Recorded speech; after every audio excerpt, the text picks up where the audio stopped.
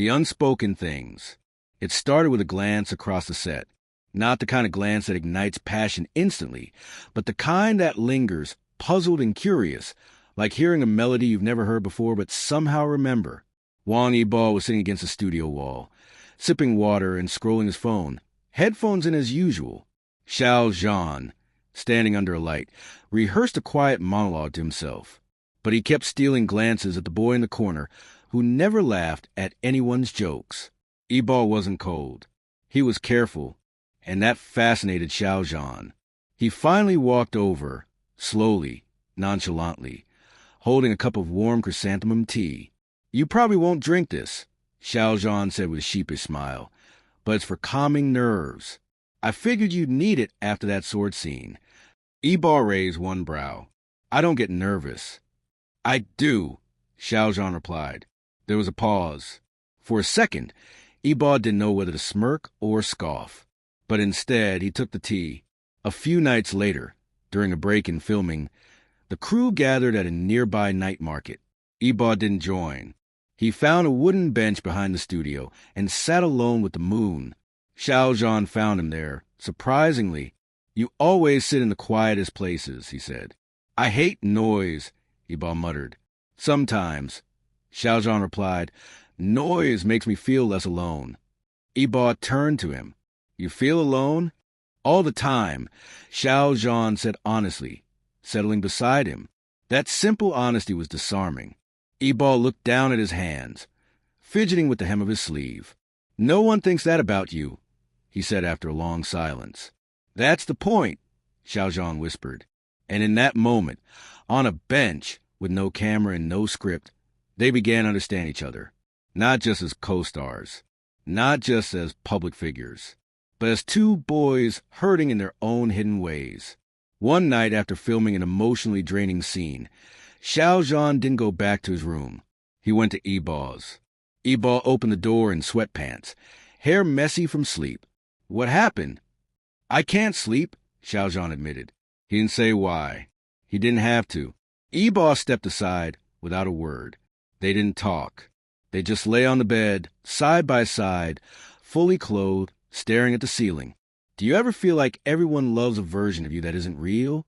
Xiao Zhan asked in a voice so small it barely existed. "All the time," Yibao replied without hesitation. Their hands brushed in the darkness. Neither moved away. That night, no dreams came to haunt them. Yibao never shared much.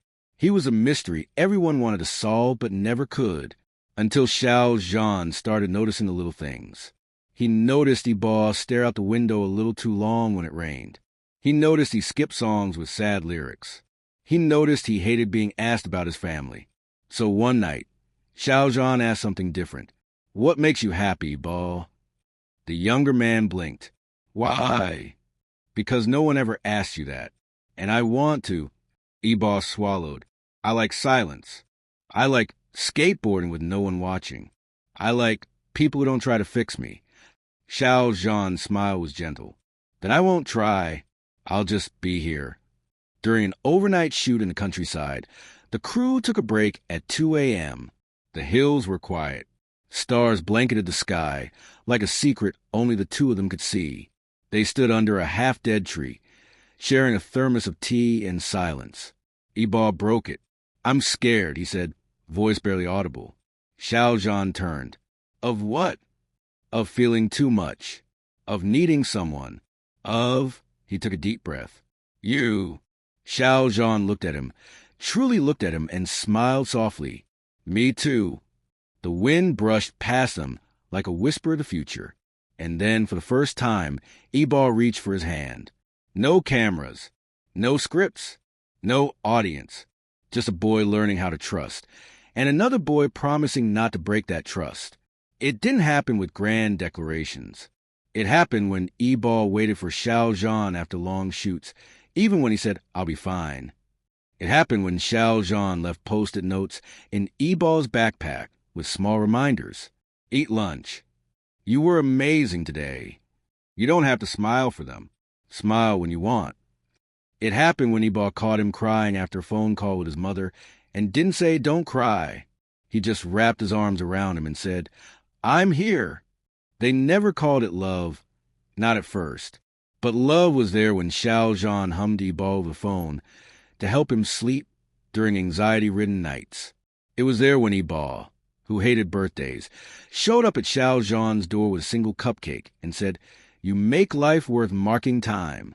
It was there in the way they looked at each other, not like stars, but like survivors of something deep and unseen. Love didn't explode between them. It healed. One morning, before their final shooting day, Xiao Zhan watched the sunrise from their hotel balcony. Ebal stepped out, half asleep, eyes squinting. "Why are you up?" he mumbled. "I was thinking," Xiao Zhan said. "Dangerous." "Maybe," he smiled. Then, quietly, "You think this will fade when the cameras go away?" Ebal looked at him, straight in the eyes. "No, because this didn't start with the cameras." Xiao Zhan turned fully toward him. "Then what is this, Ebal?" Ebal didn't hesitate this time. "It's you and me, saving each other, every day. Because the truth is, their story didn't begin with love. It began with loneliness. But it grew into love through every soft glance, every human touch, and every moment where two people chose to see each other, not as stars, not as idols, but simply as boys who needed to be held.